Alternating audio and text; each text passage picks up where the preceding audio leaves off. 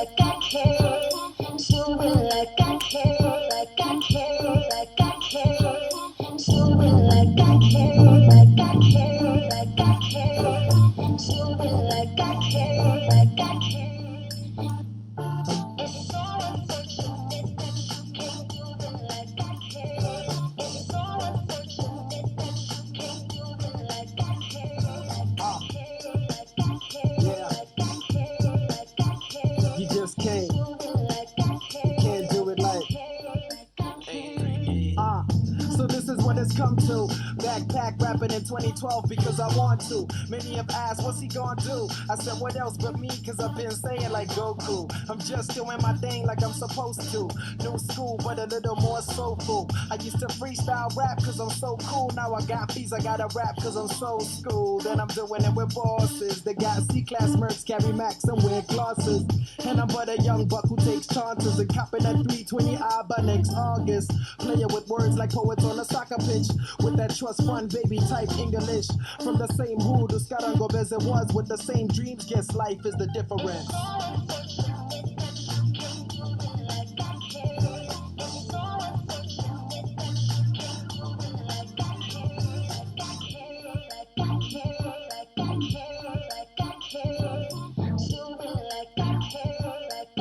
Yeah. This is a special dedication to the haters saying reason fell off because reason ain't famous, reason ain't made it, reason ain't paid it. Instead I'm celebrating that reason ain't fake yet. Can't wait just to see their little faces hopping out of tees, range slick as ventilation. Bad mother beast just by affiliation, gassed up like a brand new filling station. Lost interest in what everybody's saying, started hearing out my queen saying baby get this paper, stack it to your jeans, make your pockets hit the pavement, put your money where your mouth is and give them changes. Cause you cats have been weak on that shit. Motif don't sleep, but we sleep on that shit. No beef, just A3D to that shit. Classic rap hits, goddamn it's that pip. It's funny how my style got them hating, but I don't care. See them losing direction, damn haters going everywhere. It's so unfortunate that you can't do it like I care. It's so unfortunate that you can't do it like I care. Like I care, like I care, like I care, like I care. Do it like I care, like I care, like I care. Cause it was all a dream, and now we on a hype magazine. About to go live like Skype on the screen. The song's out so high, nice to meet ya. You'll be seeing a lot of me like miracle preachers. Cause I do it for the ghetto. From 1632 for slow to Catejo. The East Strand where I call home. Where the girls like rappers, but they hating on their dress code. That's why I'm on my grown folk. Even though I sag my jeans like I'm 16 years. Yo, what's up, everyone? Thank you so much for tuning in to the this Friday edition of the Bread4Soul CONVOS. And today I am honored to feature a super producer, and I say that in the literal sense. You know, he's a super producer, 37 mph, and this guy is an award-winning producer. He signed deals in France, worked for Getoraf. You know, the history is massive. And this is somebody who also created music for movies, for documentaries, for video games, TV shows, music for adverts, and so much more. And worked with a lot of artists, a lot of well-known artists in South Africa. And like I say, I'm very honored to be chatting to you, bro. How's it, bro? How are you? What's good? What's good? What's good? What's good? Listen, thank you so much for this platform. It's really dope to see people that are coming up with great initiatives to create conversations and unearth like the not very common trade, trades. A Sure. lot of times, everyone's focused on the artist and everything, and there's so much that goes on behind the scene. And my heroes in life are genuinely the people that I rub shoulders with at the on backstage, at front of house, the ones that when you chat to them and you talk about visuals and you talk about stuff, they've got stories to tell. You're like, oh no, then this happened at this show, and then this. For me, those are my heroes. So I'm really appreciating this opportunity and for your platform. I have one question because I know you're gonna be the one asking all the questions the rest of the time. Ask ahead, bro. Can you explain Bread for Soul? So Bread for Soul, Where did that come from? initially, well, it has been for the past 8 years a podcast. So I've been doing a monthly podcast Wow, on Podomatic, wow, but it was wow. mainly DJ mixes. So I've been doing every month DJ mixes, soulful house mainly, Wow. and once a year I'm a soulful house DJ. So once a year I play on usually on my birthday month, like in May, I would play Yeah, a bit of hip hop, trap hop, jazz, and just have like a 3 hour, 2 hour long mix that's not house. But the main idea for Bread yeah, for Soul is soulful music, And yeah, yeah. so when I started doing these convos, I didn't want to come up with a new name, So I just wanted to use the Bread for Soul, but in conversation way, And it was mainly to help other people through my own experiences and through experiences of Mhm. people like you and other DJs, producers. Yeah. Yeah, man. Do you have another Amazing, question? Joe. Big up yourself and big up for your numbers, bro. I was like, the first when you asked me a question on that on the 37 questions that Wednesday, Yeah, I could see, like, I mean, it was a fully loaded question, and on the live, I just could. There was no way that there was not enough time to get into it. yeah, So yeah, immediately afterwards, I was like, let me just send you a DM and say, hey, bro, I heard your question. I'm definitely gonna, yeah, um, definitely gonna answer your question, and you like, and I didn't know who you are, yeah. and then you respond, you're like, no, cool, check it out. Then I Sure. clicked on your followers. I was like, yo, 18,000 followers. Good This guy, lord. bro, bro. It's funny that you mentioned this, right? Because yesterday, Yeah, well, as I was just doing my research and preparing for this conversation, and I was like, yeah. damn, like you do so much work, and social media can be a lie to a certain point, because, and I say this, well, the first point is that an artist could have 100,000, 300,000 followers on Twitter, for Yeah, example, or whatever. But yeah. the same artist would fail to sell 50,000 copies.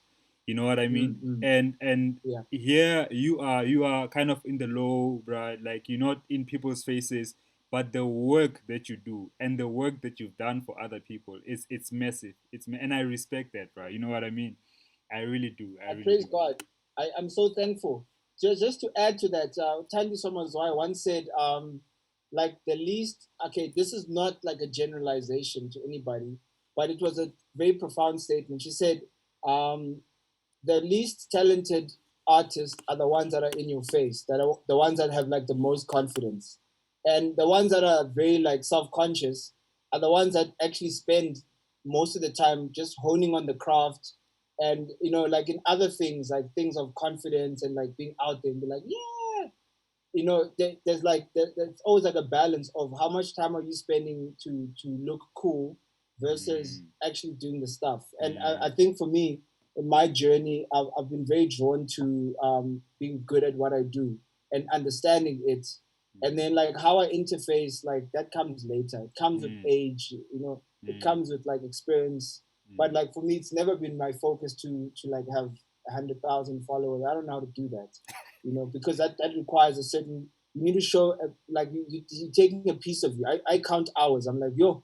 So if I'm gonna be going to parties every weekend, which is important, and like being the party of Mr. Party, like spending 6 hours at a party, I'd rather be home, reading a book or like producing something during that time.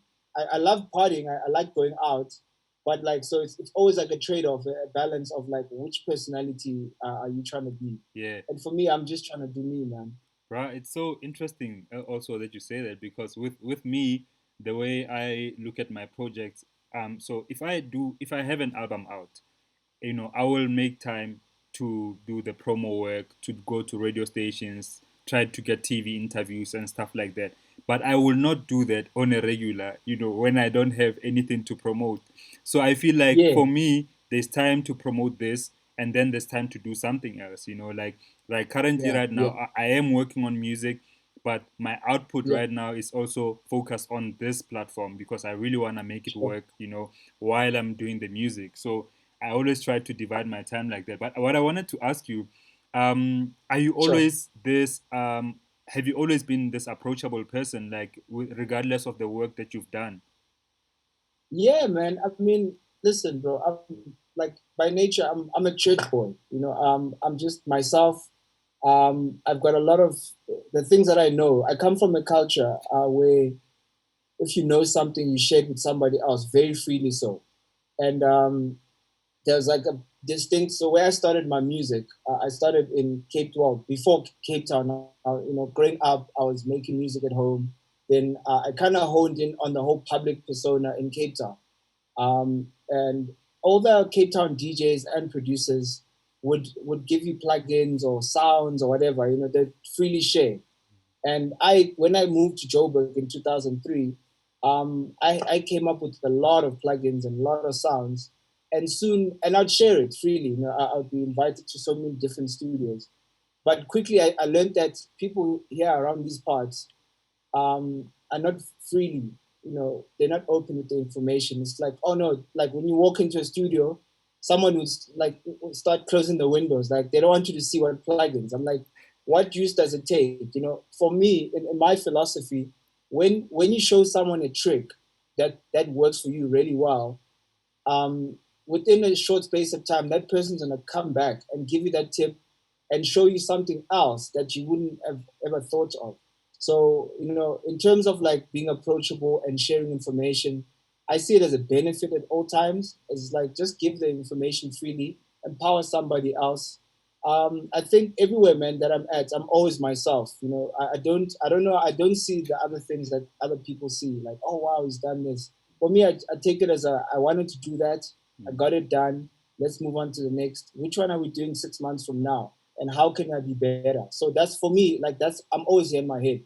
Like, Bruh. okay, what am I doing next? So I'm happy that you say I'm approachable. Others are like, yo, I don't know how to approach this guy, but I'm just like, I'm always in my zone, bro. Yeah, yeah. I mean, like, yeah. I believe that because we met at the this past DSTV Viewers Choice Awards, and we were working Yeah, different stations, and like you didn't yeah, know who I was, but like, I mean, I couldn't get to you. We'll get to the work that you were doing as a music director for that. But I wanted to ask you because you yeah, mentioned being a church boy, and I've yeah, seen that you are a spiritual person. I've seen some videos as well of you and Reason and Akio just before going on yeah, stage praying, you know, like yeah. and Where did you get this? I didn't see this footage. I've seen it. I've got my sources. Yeah. So I mean, I've seen the footage. But the first time I saw it, right, live, it was when Reason was launching this Audio 3D album at it was a Yeah, Channel O event in Soweto. I think Chaff Posey at the Orlando Towers. yeah. Oh, Jeff Posey, Yeah, yeah. yeah, That's I saw the first performance there, and I was like, "Oh, this is so dope," you know. Um, yeah, but yeah. I wanted to ask you, do you have the same? Do you share the same spirituality going into studio? Oh yeah, bro. Yeah, yeah, yeah, yeah. I mean, like obviously with a lot of wisdom, some people are not. I'm not the type of person to want to force somebody who doesn't pray to pray, but usually, like generally, like in my thing, when I walk in the studio, I pray. I've prayed about it. I've asked God to just bless the way forward. But it's just the way you engage the person. You ask who they are. You ask how their day was, like genuinely so.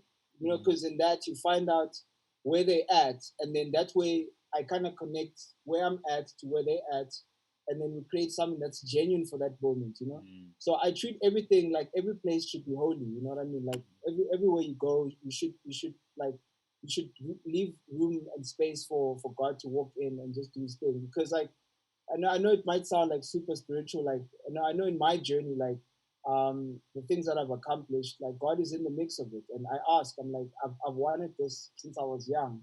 So I always ask for God's hand to just like bless the thing. mm, Then it's not like I'm gonna sit there and be like, okay, it's happening. yeah, I'm actually gonna get in and I'm zoned in. I feel like I'm one and mm, I'm doing my purpose. So mm, so with everything, I go in. It's funny that you mentioned the Chaff Posey situation. The Chaff Posey, bro, I was fasting. So in the morning, I was a youth leader at my church. So that morning we had done we're performing at at Pastor Musa Sona's church at Grace in Soweto. Mm. So in the morning we're there, and we finished around 12, and then I parked my car there, and I was praying the whole day. I waited for sound check. Sound check happened. I was starving, bro. I watched the guys eating food, and I was like, "Nah, I'm good, guys. I'm good." Hey, we jumped on stage, bro. Yo, that time, woo! Yeah, yeah, Yeah, that was such a good time. super, That bro. was like the best band ever, like Audio 3D band. Yeah, super. I thoroughly Yeah, enjoyed that, man. and like also just something to note, which I want to ask you about this later because this recent song that we open with, "Do It Like I Can," Yeah, yeah. bruh, that's my favorite. You know, like one of my favorites from your productions, and you're so versatile. So, I like that about you. But we'll get to that. But I want to ask you just something before we get to the work and the success. Have you like what has been the toughest decision or the toughest situation for you that you've in hindsight learned from, but at the time was really really like a hectic situation? sure, bro. I mean, I can think of many. I think a really, really, really tough and challenging one. I can talk about it now because we've smoked the peace pipe.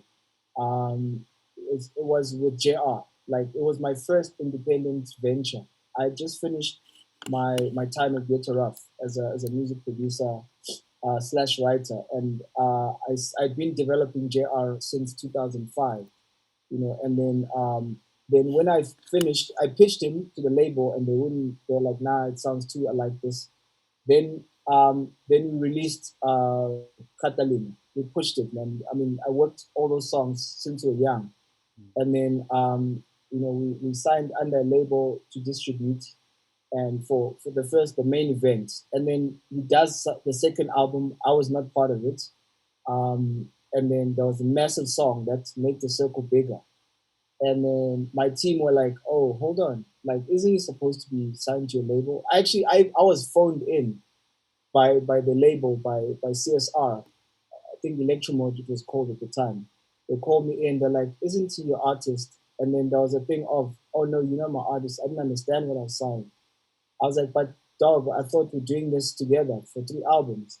That was like Mm-hmm. the biggest disappointment in my life. I was like, "Oh, this was my chance to be like close to being a millionaire," you know? Mm-hmm. I was like, this is the thing, and it didn't happen, like, and it was a very tough thing in my life, and I think in Sjeja's life also. We sat in a like two guys were almost like best friends. He'd stay over at my place, and we'd record music, and we'd drive in his car and do live together. And now we're sitting in a boardroom with lawyers, and we're dealing with the he said, Mm-hmm. and that was for me, that was like one of the hardest things. I was like, that was massive um, school homework. When I walked out of that meeting, I was like, yo, it Mm-hmm. was real. It wasn't even one meeting. It was like meeting after briefcases, bro. People were coming in briefcases, Sure. and we're fighting how we're going to solve this situation. And it kind of it divided us, though. Like Mm-hmm. we're not friends at all, and it made it very difficult to navigate the industry, because he's talented, I'm talented. We're gonna always be in the same space. There's things that I taught him, there's things that he taught me while we're working together, that I see him using it with other people. So I'm like, yo, that's not cool, Mm-hmm. and I had to kind of deal with that, and I had to like make peace with that and say, okay, cool. And then eventually, at some point, um, it started with another phone call, like, listen, can we chat? And then we chat. We're like, cool. That was really swag what I did, and I was like, it was swag on my end. So let's make it happen. I mean, someone in your feed, I saw you asked. Someone was like, "Is it still working, Jay?" I was like, "Yeah, definitely." Mm-hmm. We recently did an international song. We're doing a song with an international songwriter. So Mm-hmm. at least that thing is covered. Yeah. But for me, out of everything that's happened, that was the most painful thing. And also, like, I mean, the gravity of that song. That was, I mean, I had some big songs before Catalina, Yeah. but that was the one where I was like, I did this. We did Mm-hmm. this. Like, like literally with zero money in the bank, we Mm-hmm. drive from town to town to promote that song, and I got it on radio. with my connections with the people that knew me and trusted my work, and and so that sense of what. So for me, that's why, like I was like, I felt like that is the thing. Like, sometimes somebody will put you on to something, but it's not like you did it with all your power. That was like the thing. I was like, yo, this is my first thing that I did, and it succeeded. But like now, how, you know? But with that said, all is well, man. So Yeah. I think for me, in the highlight of things, that was the thing that broke the camel's back. Yeah, and I'm happy that like you guys got to get back again, and start chatting. Yeah, And also, yeah, I'm also happy that you managed to do still so much work and you managed to create hits, after that. And because sometimes, yes, it doesn't always happen to where you really get that massive hit song or massive hit song and sign that artist or whatever, but the long game for me matters more than anything, because you've managed to now work with a lot of different brands and doing work as a music director. I wanted to jump into that, but actually before we jump into the music director work, ne, sure. I just want to Yeah. get onto a question from someone on Facebook. Kolofelo Madiba is asking. Oh, he's saying just hey, but somebody was asking where did the name 37 mph come from? Okay, so my friend back in high school came up with the name 37, the 37. But for me, 37 stands for spirit, soul, and body, 7 days a week. So the real me is a spirit that connects to God. And then my body, I live in a body. My body is merely like a spacesuit, it's my earthly suit. And then I've got a soul, which is my mind and my emotions. And it's my responsibility to take care of those three things and balance them out 7 days a week. So for me, it kind of defines my lifestyle. Like, the kind of life that I live. Sometimes you might be a little bit imbalanced. You have too much on the body, or your body's lacking, whatever. So for me, it's just a lifestyle, just to remember and say, okay, cool. So when you're going through challenges and you're like, see, my body's not feeling good. I hardly say I'm sick. I'd say my body's not feeling well, because me, I'm well, like Yeah, the real me, So it keeps me here, it keeps me positive, it keeps me aligned, sure, no, dope, And then dope. MPH obviously is my name. Yeah, Mpo. Mpo. Yeah, Yeah, Etara. yeah. So how did you get to do music directing? Wow. Sure. That was a good gift. So I think the idea of music directing has always been part of my journey. Having played in church band, and every time I'd launch an artist, like with JR, I would be the designer and say, "Oh, let's perform a song like this. But it was very simple. Just more like I'd chop up the song, put it on two CDs, and like have a CD with just a kick and a snare, and then do that on stage. And then, but I didn't know that what it was called. And then the first time we were kind of introduced to musical directing was 2008.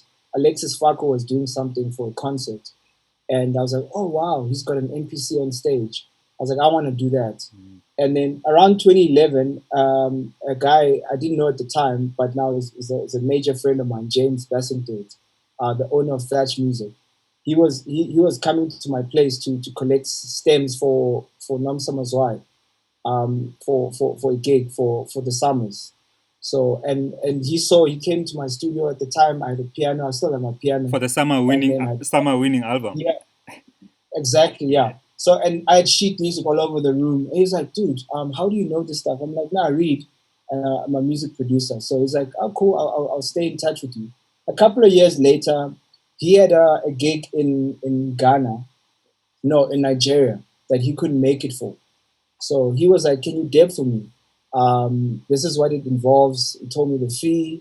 And he's like, come through to my house. So we're both from the Eastern Cape. So I went to his house and he showed me the stuff. And I didn't know how to use Ableton.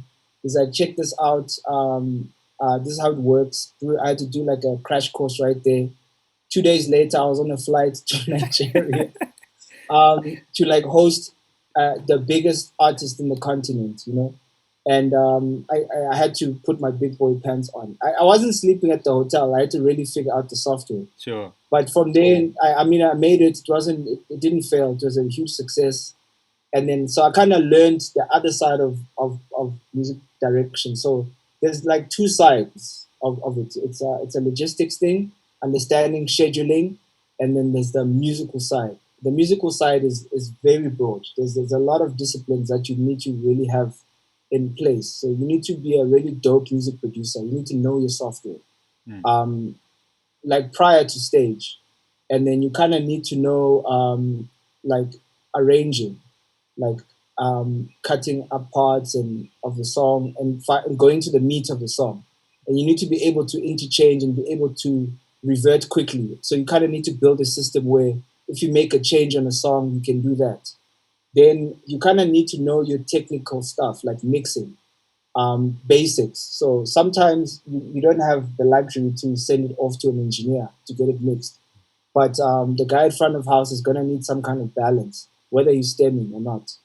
Then you're going to need to know things about busing within your session. You need to know what you're going to keep in your session before you go on stage, so that it's light for your CPU. Because like in most times, like you might be able to do a playback nicely on a sound card, but the moment that you connect it to like a big system like Dante, it crashes, because Dante likes its own resources, and then your computer is also like having its own resource issues. So you want to make sure that you can balance that. And then the most important skill for musical director, I even asked this to James, is compassion. The thing about being an MD is not about, like, a lot of people when you say musical director, they see the boss, the guy, they shouting at everyone, play this part. No, it's about being calm and understanding what you're there for. In Mm. most cases, um, as the musical direction team, we are making sure that as far as the music and the show goes, it's reliable. Mm. Like the dancers need us, the lighting people need us, the AV people need us, the production needs us, the TV team need us, and they need us to be at our table so that when we have to play the track, we can do it. If an Mm. edit needs to happen, no one's going to be shouting and screaming, no, this was not agreed to. You Mm. just have to get it done quickly, Mm. within a minute, and then send it back or play it back, and also like an unspoken one, just chill, like don't be a doers. Yeah. You need to like, you know what I mean, you need to Yeah. like really be in zen and really understand and enjoy relationships. Mm. And that's it, man. Like, so it's all those disciplines all at one, and then just enjoy it. So I'm glad that you mentioned in the kind of um, calmness that you have to also have, because I've seen you in action during the DSTV while we were doing rehearsals for the awards, and an artist would be like, nah, but we didn't agree, I want this song to be like this, and quickly you would just edit it according to how the artist wanted, and less than a minute we back on rehearsing, and I think it's a good point that you made, that you do need to know your software and how to navigate your software. But you mentioned the logistics side of things for music directors. What does that entail? Okay, so I mean, when you see me on gig, bro, it's not me. There's a whole team of us. There's a music coordinator. There's someone. Their job is to liaise with the people and liaise with the artist constantly on the logistics, on like what time you're supposed to be there, what time is the rehearsal, coordinating, constantly speaking to the band. If I can't, like, because most times if I'm running tracks and running the rehearsal and speaking to the rest of the technical team, I can't be off stage speaking to the artists. I have to, unless they're on ears. Mm, So for all the other things so someone needs to be the one coordinating all of that. mm, And then also like the pre-production side of it. I think I mentioned in my live that most of the work that happens in the music directing a show of that nature is the pre-production, is the time, is the weeks before, it's the 2 months before when you're planning. all of that stuff. We talk it out. There's a guy who does the sheet music, because I don't have time to do the sheet music. He's more qualified to write the sheet music for the band. All I do is the creative side, and just making sure technically it's going to be good, and someone else handles that, and then James will be handling the project management to make sure that everything is on par. Like there's no rude emails. Should I be in a bad mood, I'm not going to be sending like a stupid email. Yeah, You know yeah, what I mean? yeah. So there's a whole team, like in every instance where you see like musical direction. There's like at least four people in the background who are all working to make sure that um, the team looks good. Mm. And then sometimes it's me that will take the glory per se, the Mm. one like everyone gets to see an interface, but like um, back behind the scenes, there's actually someone else sitting next to me Mm. who's activating the backup computer. So just to make sure that my nerves are here, and I Mm. can focus on hearing what the director has to say, make sure I'm on par with the script. Mm. So it's a whole lot of stuff. So the logistics behind that, the planning, Mm. to make sure that it all goes down. So when our team shows up, everybody must feel at ease that no, it's going to be good. We don't need to worry about that.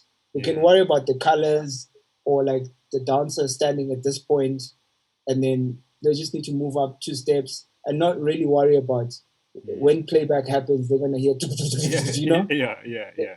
And also, like, there's a whole other thing, like technically, like that actually goes down that people don't know, that everything that we do, syncs, lighting, AV, there's a whole lot of, so the pressure is quite insane Mm. to Mm. to press spacebar at the right time. Yeah, and Yeah. so I've been fortunate because even though this is a field that has interested me, in the past, and I am kind of like slowly trying to learn about it.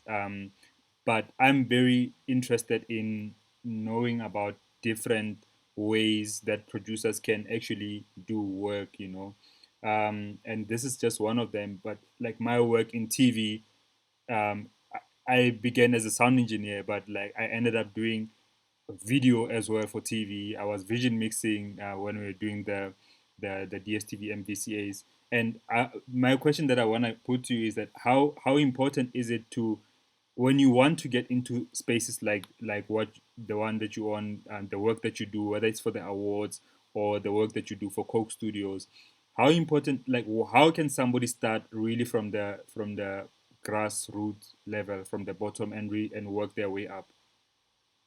I think it comes from a sense of hunger. So you really need to be hungry to be successful, and then whatever you're drawn to, you need to really feed that, and try and hang out with those people that do that, and ask. If you can't, just be there to watch. Mm. Most of the stuff that I do, I've watched others. I'm like, oh, okay, cool. So you do this, and then I'll go watch. I'll be out of your way. I'll fetch your water. Yeah. Even now I still do that. I'm like, is it okay if I fetch your water? Mm. And even if you don't ask me, I'll just show up with water and say, here's some water, man. And then I'll sit and watch, and just be quiet. And then when there's a quiet moment, I'll ask, so how does that work? Mm. Because I know what I want. I want to learn. So you just need to cultivate those things and test them.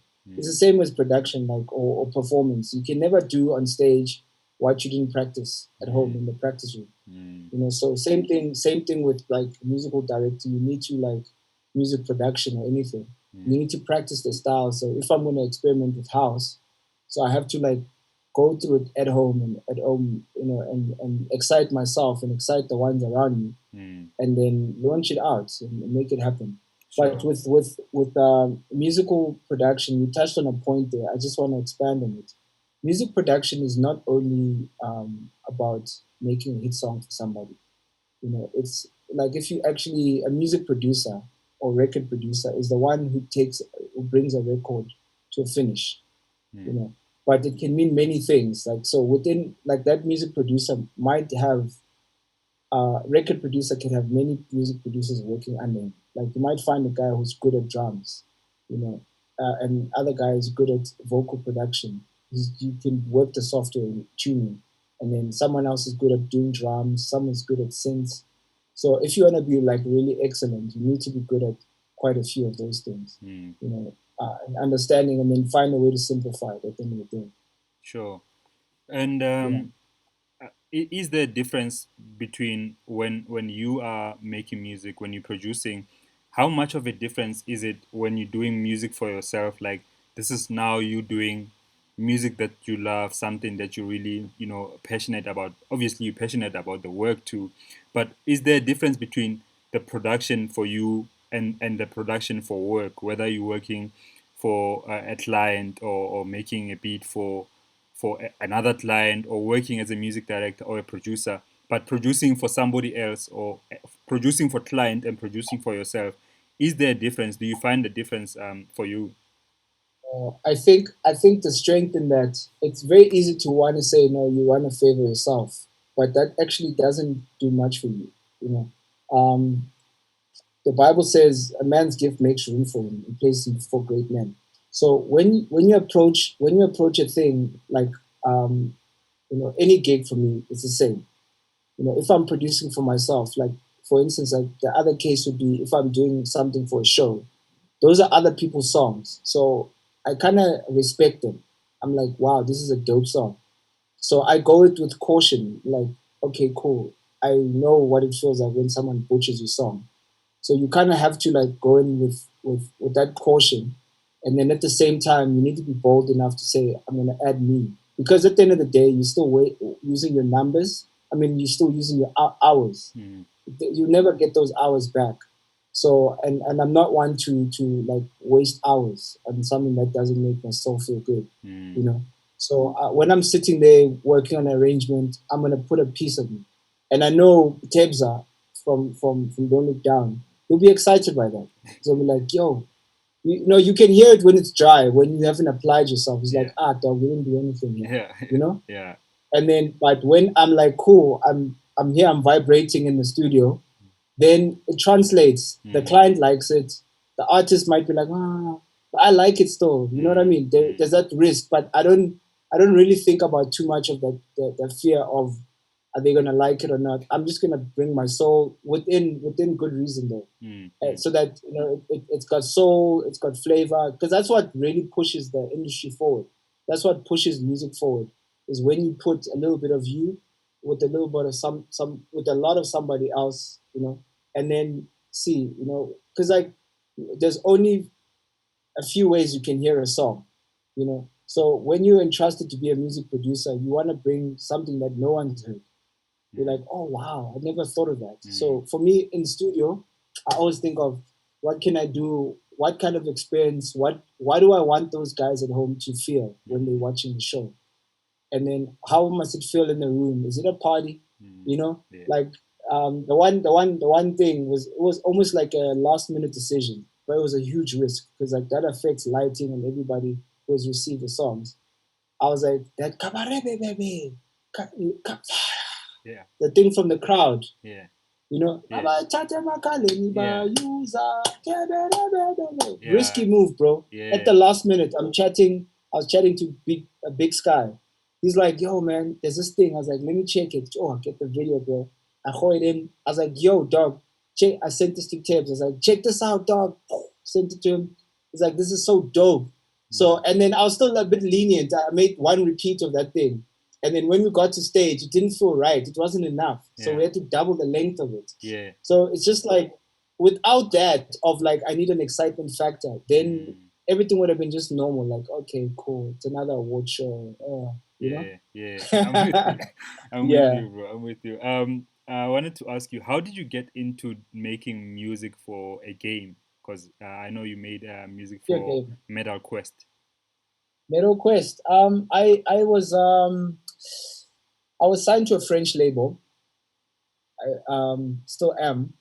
And so my manager, Karim, was he knew a guy, he knows a guy. Actually, he knows the guy exactly who needed music.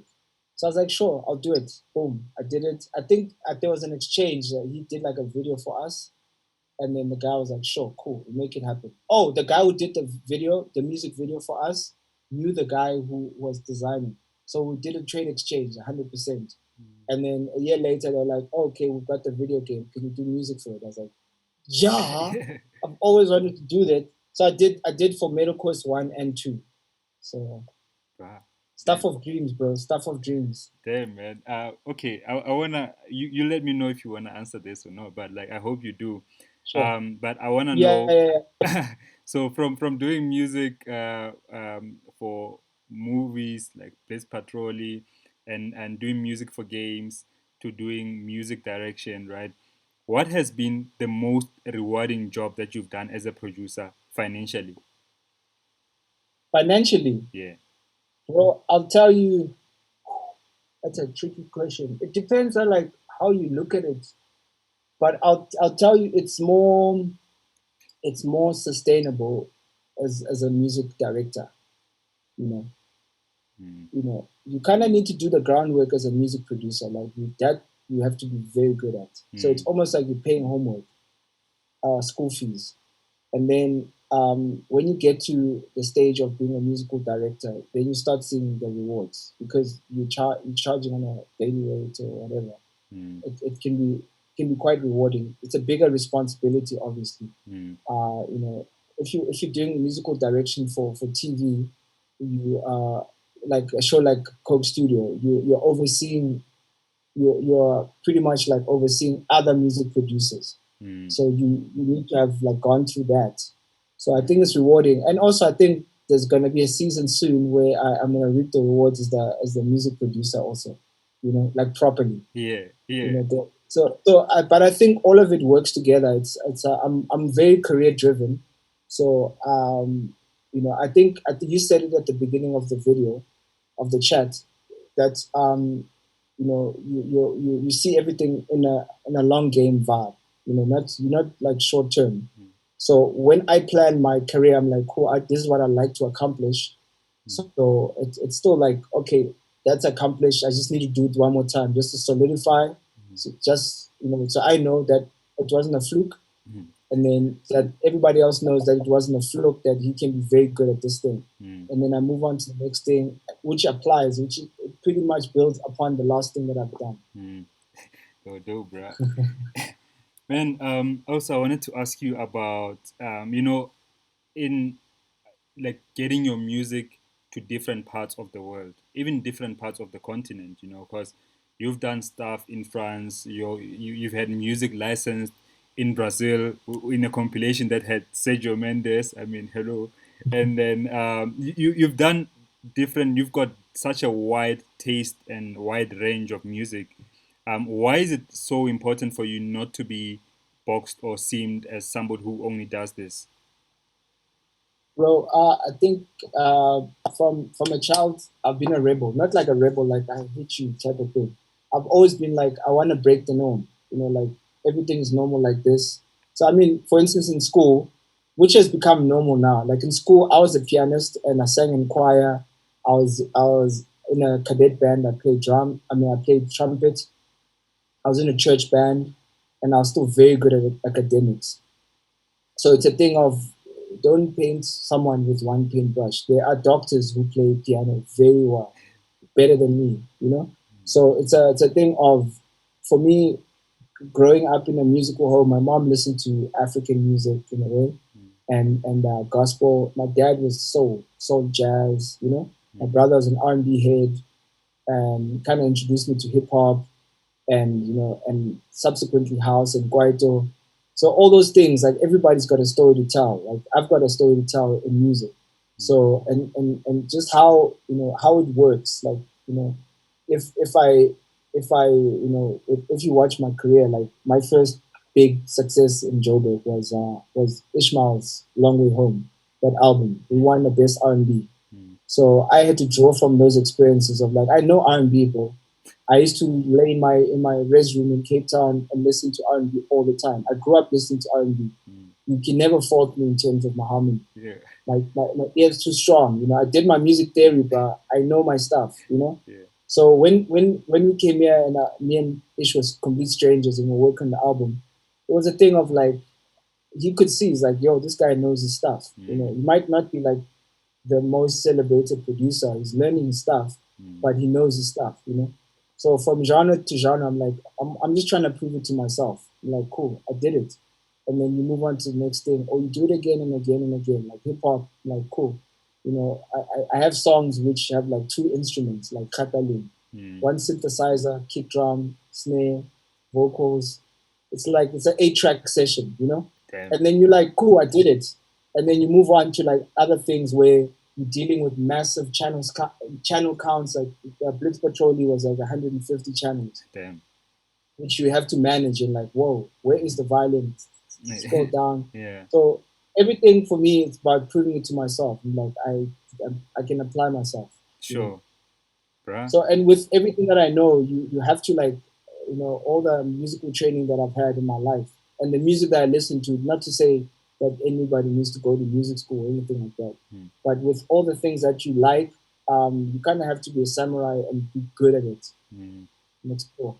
I'm a believer in that because I think that if you are good at the craft, regardless of where you are in your career, there is always an endless possibility of where this craft can take you. But you need to be good at it because um, it doesn't help when only because you're not getting certain success that you're not gonna put in work in your craft. Obviously, you can if you wanna give up, but regardless of where you are in your career, as a person, I do, and whoever is watching out there, a producer, somebody who's inspired to be a producer, regardless of where you are in your career, your craft is your gateway.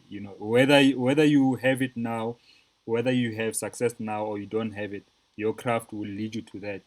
And Mpomfeto, I want to get to, you said something before I ask you my last question. You said hard work, dancing, good voice, ability to write, ability to connect emotionally are some of the Yeah, traits of a good artist. So, yeah. to you, what are the traits for a good producer? Um, it's almost the same thing: versatility, um, compassion. Like a producer is not about you. You need to understand what the song that people need. You need to understand what the audience are wanting to hear. You need to understand what the future is. You need to understand what the artist needs. You know, that's compassion. You need to have a very good music ear. You need to have like technically, like your oral training must be good. You must be able to differentiate between a C and a C sharp. Not even you don't even need your keyboard. When you can hear dissonance, like you're singing out, bro, you need to find ways to explain that to the artist that you're out of key. You know, if you sing no da, you need to have a very good ear. And then technically, I'm learning this like day in day out now, like that your technical ear must be so sharp. You need to understand the frequencies and what each one does emotionally. I work with a very brilliant engineer producer, Crichton. He's always like pointing my ear to something. I'm like, I never thought of that. Because like before I started working closely with him, I would just do the broad overview of a song and just do da da da da, and it sounds good to me because I hear it in my head like it's done. Yeah. But to actually be a dope technical music producer, like all the gaps must be plugged in. Like the radio responds very well to like a well produced song. So and it goes with like filling in sounds that no one's paying attention to. Do that later when the song is produced. When you're sitting there poking holes at the song, like this is not right. There's something missing in the 200 hertz part, and finding a sound that's not going to disturb the song, but it's still going to make the song full. When it's on radio, whether you've got three instruments or you're perceiving three instruments, but like you're the person to like plug the gaps and just like boost it and just like okay. So technically, you need to be very good or get a dope producer. Someone said a producer is two people. Your engineer is the one that makes you. My like right now, my success as a commercial music producer, it's with my boy. Every song we make, like that no sequel stuff, we're smashing the radio. Because it's technically good and it's crossing over and it's gonna just now before anyone like wakes up to the fact that she's alive, they'll get it. Like, and we'll be knee deep. We'll be doing international collabs by then. So it's that technical know-how of, okay, cool, that's a dope track, Mm. and just generally be a cool guy, man. Love music. Don't Yeah. do it for the money. Do it for the music, Sure. because music producing requires a lot of patience. When the artist usually comes in for 6 hours, 12 hours max of for the process. Mm. We are there writing the music before they come. So you spent 48 hours working on a piece of music, Mm. and then the artist comes in just for 12 hours to sing, or 12 hours max. Yeah. They come and sing, or some 2 hours and they're done. And I mean, guaranteed for me, I can work on a song for 3 days. I wake up in the morning, at night, same song going, and I'm poking holes in it until it sounds right in my head. So you kind of need to have the patience and the reason why you're doing it. If you really wanted to succeed, it might not be like a big commercial success, but you've given your heart and soul into it and said, "Listen, I did my best with the song." So whether they receive it or not, chances are, like in my career, like some songs pop off 2 years later or 4 years later. Some movie picks it up and they're like, "This is amazing." And technically, it checks the boxes, and then the check comes in. I'm like, "Hallelujah!" Sure. So you kind of need to have all those things, like all those things in check. Like once you're excitable, you're cool, you like music, you're versatile, you've applied yourself technically, and then you have the patience to see it through. Like what you hear in your head must translate to what they hear. Sure. Sure. And then yeah, just don't be a doers. Just be good. Just be cool. Yeah. Be a nice guy. Be a nice guy, bro. One last question, brother. If you had the power to change or influence any area in the South African music scene, which area would you change or influence, and what would you change about it? Bro, I think right now the biggest project that I'm working on behind the scenes, we'll know about it in a couple of months, if not sooner. Is just the area of knowledge. Knowledge is power, bro. Like from technical knowledge to legal knowledge, I think we are lacking very much in the legal side of things. I watched a documentary on carte blanche about royalties. Like everything is so wishy-washy. No one knows how much a stream costs. No one knows where to report their thing. No one knows who's the guy to sign the contract. No one knows that stuff for sure. There's so many different rules running around.